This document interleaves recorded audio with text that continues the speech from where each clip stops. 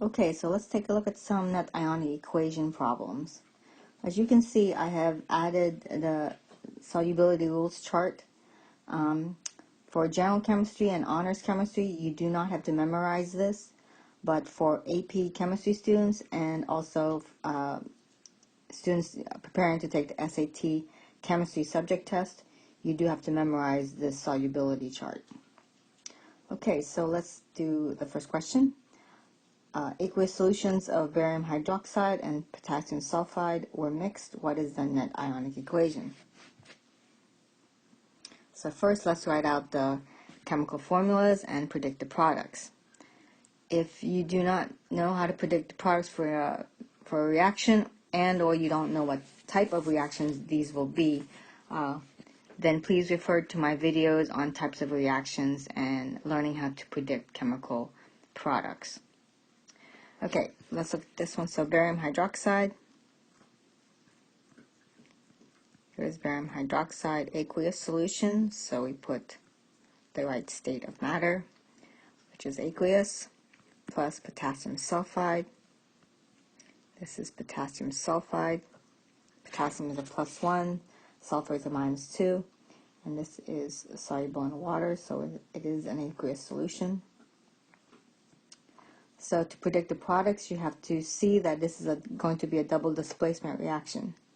So in a double displacement reaction, basically you have this cation will go with that anion, and this cation will go with this anion.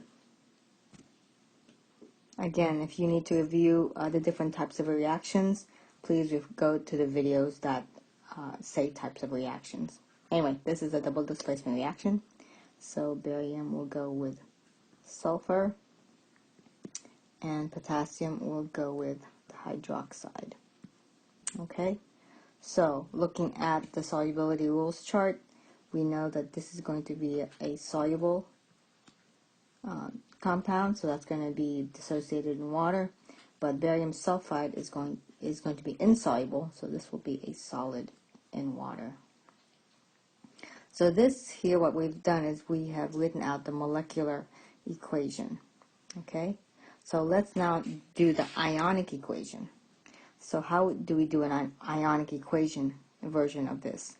So everything that is aqueous, okay, everything that is aqueous here is going to dissociate in water. So we have to actually write it out as separate ionic ions. So for example, barium is going to be barium 2 plus aqueous. Oh, sorry. Before we continue, we have to make sure this equation is balanced. So we just need to do this. We add a 2 here, and this should now be balanced. And it is. So once we have balanced it out, then we can go ahead and write out the ionic equation. So barium 2 plus aqueous plus 2OH minus aqueous plus 2K plus aqueous plus sulfide 2 minus aqueous. So that is our reactants in their ionic forms. This is going to go to, now since barium sulfide is a solid, that does not dissociate in water, that stays together. So barium sulfide is going to stay like this. And potassium hydroxide, we have 2K plus aqueous plus 2OH minus aqueous. So what we have written here is the ionic equation, not the net ionic equation. We're about to get there in a few minutes, a few seconds. Anyway, so looking now at the ionic equation, we get to see which ions are found on both sides of the arrow. For example, we see that 2 hydroxide here and 2 hydroxide here.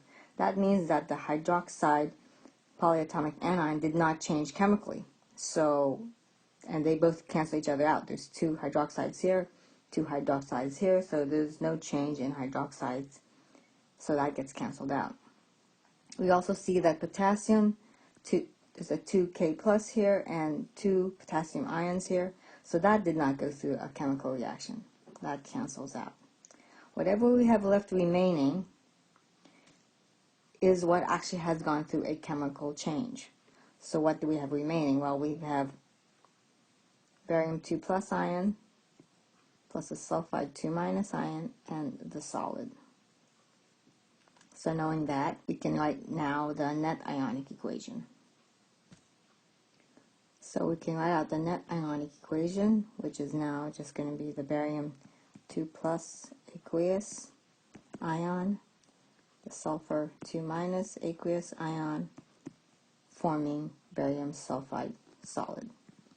So this is your net ionic equation. So let's do this next problem here. What is the net ionic equation when an aqueous solution of ammonium sulfate is combined with mercury nitrate?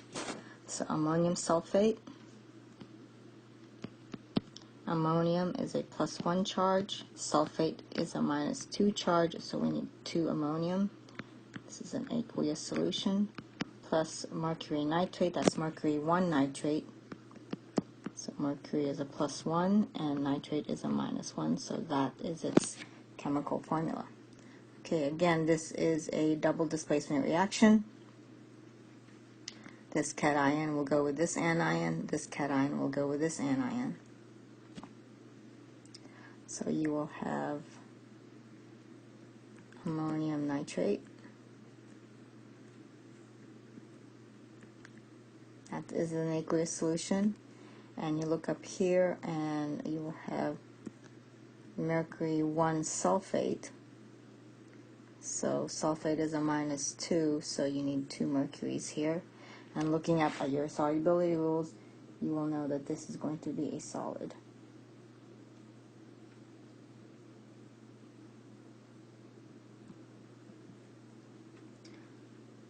Again, before we go on, let's balance our equation.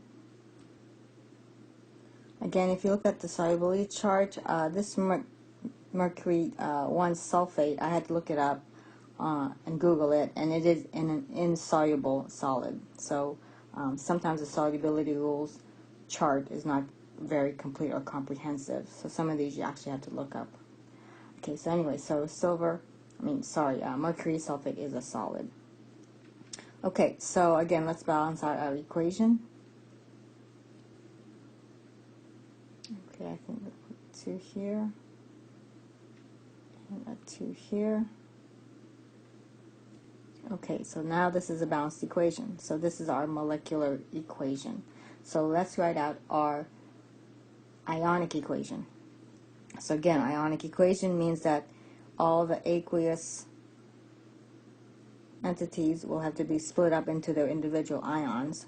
So here is the ionic equation.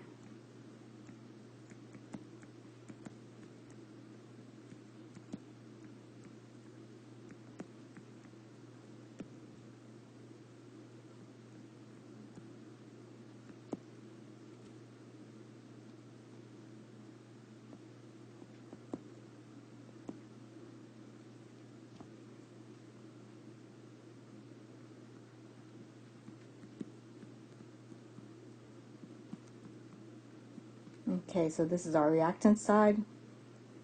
Going to our product side, again, this is aqueous, so we'll split it up into its ionic components.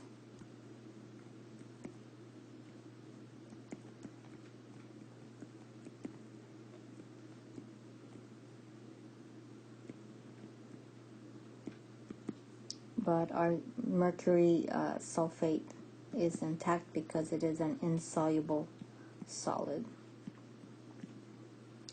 Okay, so what we have here is our ionic equation.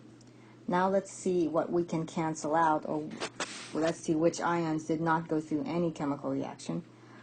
So here we have 2 ammonias here and 2 ammonias here. So they will cancel each other out. They did not go through a chemical reaction.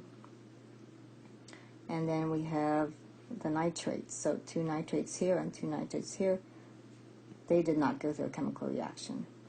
So everything else left behind has gone through a chemical reaction. So we have the sulfate, 2 mercury ions, and the solid. So now that we have what has gone through a chemical change, we can write out the net ionic equation. So our net ionic equation is going to be the mercury cation plus the sulfate anion, producing the insoluble mercury 1 sulfate solid. So this is our net ionic equation.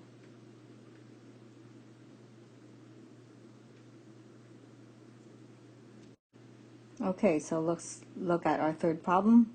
What are the products of a reaction between calcium acetate and silver perchlorate? So calcium acetate, and you can write out acetate as H3COO minus, in a sense, or actually it's better just to keep it like that. And then plus silver, so acetate is a -1, calcium is a +2, so you need 2 acetates. And silver perchlorate, silver is a +1, perchlorate is a -1, so that is fine as that as its chemical formula. Okay, so calcium acetate plus silver perchlorate. Okay, so again, this is a double displacement reaction. Calcium will go with perchlorate, silver will go with the acetate. So calcium perchlorate plus, and then silver acetate.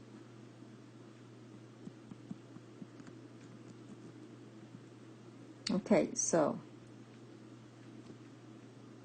looking at our solubility chart, we see that all chlorates are going to be soluble. Chlorates and perchlorates, they're all soluble, so there is no exceptions. So this is aqueous.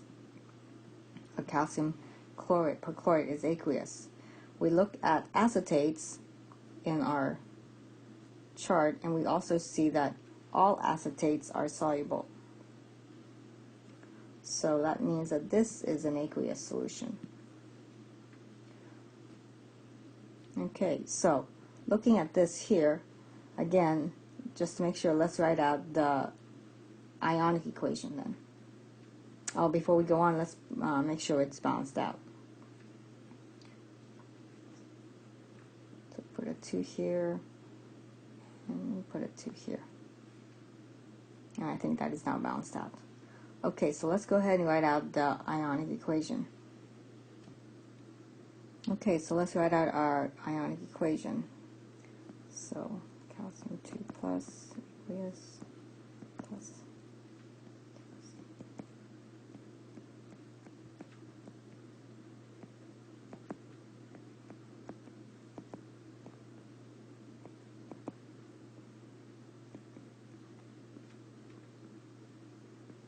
Okay, that is our reactant side and our product side.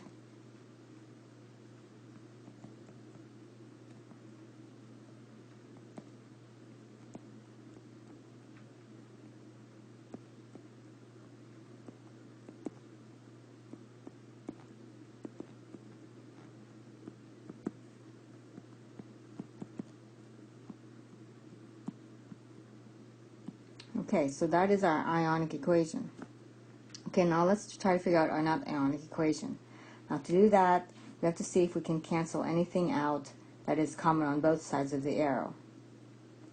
But you can see every single one is canceled out. So calcium 2 plus is here on the reactant side, calcium 2 plus is here on the product side, so that cancels out.